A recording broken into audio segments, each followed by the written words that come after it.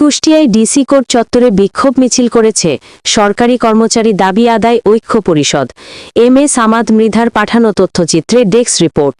৩০ November রোববার সকাল ১১টার সময় ডিসি কোর্ট চত্বরে প্রজাতন্ত্রের কর্মচারীদের ৭ দফা দাবির ভিত্তিতে বৈষম্যহীন জাতীয় নবম পে স্কেল বাস্তবায়নের ১ দফা দাবিতে বিক্ষোভ করেছে কুষ্টিয়া জেলা শাখা বাংলাদেশ সরকারি কর্মচারী দাবি আদায় ঐক্য পরিষদ।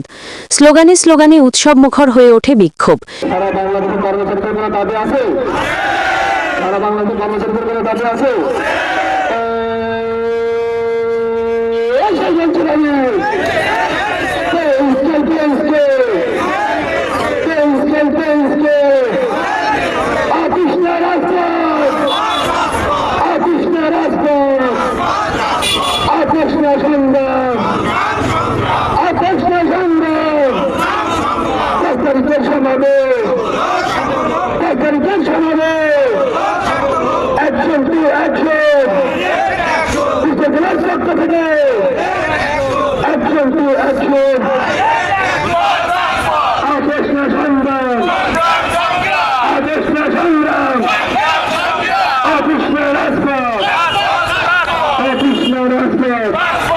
বিক্ষোভ শেষে কুষ্টিয়া জেলা শাখা বাংলাদেশ সরকারি কর্মচারী দাবি আদায় ঐক্য পরিষদের পক্ষ থেকে জেলা প্রশাসকের নিকট স্মারক লিপি প্রদান করা হয়।